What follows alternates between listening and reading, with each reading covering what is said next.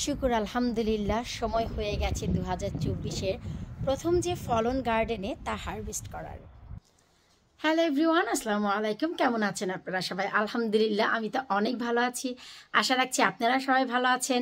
তো আজ আমরা 2024-এর জন্য প্রথম হারভেস্ট করব আমার গার্ডেন থেকে মূলা শাক। যে শাক লাগিয়েছিলাম ছোট ছোট অবস্থায়, আর শাকগুলোকে কিভাবে বড় করে তুললাম সেগুলো আমি শাক তুলতে তুলতে আপনাদের বলবো, আর কিভাবে মূলা শাক তুলতে হয় সেটা আপনাদের সাথে শেয়ার করব। আলহামদুলিল্লাহ এই হচ্ছে আমাদের মূলা শাক। যখন লাগিয়েছিলাম বলেছিলাম কিন্তু যে আমাদের আঁঠু পর্যন্ত উঠে যাবে এই মূলা শাক, আর এত অল্প লাগিয়েছিলাম, আপনারা বলেছিলেন যে এত অল্প বীজ কতটুকু শাক হবে। এই যে দেখুন কতটুকু শাক হয়েছে আলহামদুলিল্লাহ। এই যে মূলা শাক, এগুলো বানানোর জন্য আমি শুধু ব্যবহার করেছি কফি আর চা পাতা, আর তেমন কিছুই ব্যবহার করিনি। তার উপরে সবচাইতে যে বড় কথা, এই যে আমার বেড দেখতে পাচ্ছেন, এই বেডগুলো কিন্তু আমি অলমোস্ট রেডি করেছি। তা তো আপনারা সবাই জানেন যে এখানে আমি মাটি তৈরির 1, 2, 3 করে মাটি তৈরি করেছি 6টি পর্ব নিয়ে। তার মানে আমি 6টি পর্ব করেছিলাম এই মাটি তৈরিতে। তারপর এই বর্তমান যে অবস্থা আপনারাই নিজেরা দেখতে পাচ্ছেন, তার ফলে ফলন কি চমৎকার হয়েছে। এখন এই যে শাকগুলো দেখতে পাচ্ছেন, এখান থেকে আমি র্যান্ডমলি তুলবো, কারণ হচ্ছে এত বড় হয়ে গেছে, সময়ের অভাবে আমি খেতেও পারিনি। তো এখন আসলে আমি সবগুলো তুলবো না, কারণ হচ্ছে বেশ কিছুটা শাক তন্নিও নিবে, আর মূলা খাওয়ার মতন তেমন ইচ্ছেও আমার নেই। আমি কিন্তু বরাবরই বলেছি যে মূলা খাওয়ার ইচ্ছে নেই। এই যে দেখুন আলহামদুলিল্লাহ এখন যদি রেখে দেন তাহলে কিন্তু মূলা হবে। সো মূলা আমি খাবো না, কারণ সময় হয়ে গেছে এখন আমাদের এই জায়গায় লাল শাক, ডাঁটা শাক এইসব লাগানোর। তাই হচ্ছে আমি এখন এই শাকগুলো তুলে নেব। আলহামদুলিল্লাহ এই যে দেখতেই পাচ্ছেন আমি কিন্তু র্যান্ডমলি জায়গা জায়গা থেকে পিক করে করে তুলেছি। আমি আগেও বলেছি আমি মূলা খাবো না ভাই, মূলার শাক অনেক পছন্দ গুঁড়া চিংড়ি দিয়ে, তো সেটাই করব। এই যে দেখুন আমি বেশ কিছু অ্যামাউন্ট তুলে নিয়েছি। আপনারা যদি কিছুদিন রেখে দেন এই যে মূলাও খেতে পারবেন। এই যে দেখুন মূলা কিন্তু হচ্ছে, তো ভাই অত টাইম নেই, এখন প্রায় সময় হয়ে গেছে এখানে লাল শাক ডাঁটা শাকের বীজ দেওয়ার, কারণ প্রায় আমাদের মে মাস চলে আসতে যাচ্ছে কি আগামীকালকেই ভাই মে মাসের 1 তারিখ বলা চলে। সো হয়তো বা ভিডিওটি আপনাদের কাছে যেতে একটু টাইম লেগে যাবে, কারণ ভিডিও আপলোড করতেও তো টাইম লাগে। তো এখন হচ্ছে আমি এখান থেকে নিচের অংশটি কেটে তারপর প্রসেস করে বাকি অংশ আপনাদের দেখাবো।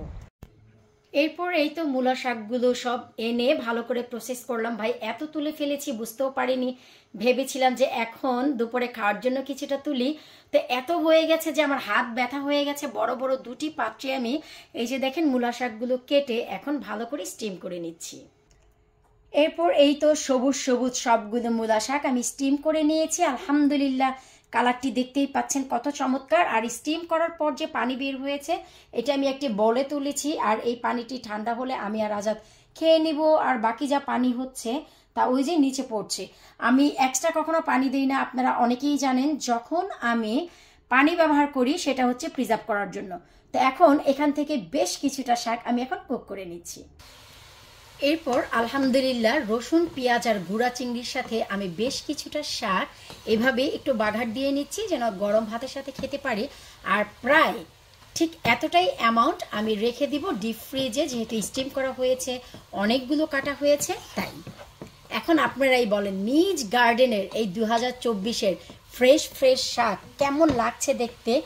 একেবারে অন্তর ভরে যায়, ট্রাস্ট মি। মনে হয় যে অনেক বেশি পছন্দের সোনার মোহর আমরা খাচ্ছি, একেবারে ফ্রেশ ভেজাল মুক্ত। আর এই যে পাশাপাশি আমি শাকগুলোকে একটু স্টিম বের করে নিচ্ছি যেন কুইক ঠান্ডা হয়ে যায়। এরপর আমি এগুলো সব জিপলকে করে ডিপ ফ্রিজ করে রাখবো। 2024-এর প্রথম হারভেস্টিং মূলা শাক খাবো প্লাস সেভও করবো। এই তো ভাই গরম গরম ধোয়া ওঠা রসুন, পেঁয়াজ আর গুঁড়া চিংড়ির সাথে আমাদের মূলা শাক একেবারেই রেডি। এখন আপনারাই বলেন গরম ভাতের সাথে এটি কেমন যাবে। কোনো শুকনো মরিচ এবং কাঁচামরিচ ব্যবহার করিনি, কারণ সাওয়াল পাওয়ালকে কিছুটা আজকে ভাতের সাথে খাওয়াবো। গুঁড়া চিংড়ি বেছে বেছে, ওরা আবার ছোট চিংড়ি খেতে পারবে না, যেহেতু চিংড়ি মাছটা একেবারে ফুল ক্লিন না, মাথাটিও রয়ে গেছে। তো যাই হোক আশা রাখছি যে আজকের এই ভিডিওটি আপনাদের ভালো লেগেছে। নিজ গার্ডেনে একবার আপনারা সবুজ সবজি লাগিয়ে দেখুন, সেখান থেকে তুলে যখন খাবেন, প্রিজার্ভ করবেন, মন প্রাণ একেবারেই ভরে যাবে। কিছুদিন আগেই লাগিয়েছি আর দেখেন কতটা বাড়তি হয়ে গেছে, সময়ের অভাবে তুলে খেতেও পারিনি। এখন হচ্ছে 2-1 দিনের ভিতরে হাতের কাজ কিছুটা সেরে গার্ডেনে যতগুলো মূলা শাক আছে তন্নি কিছুটা নিবে, নেয়ার পর বাকিগুলো খাবো আর প্রিজার্ভ করে রাখবো ডিপ ফ্রিজে।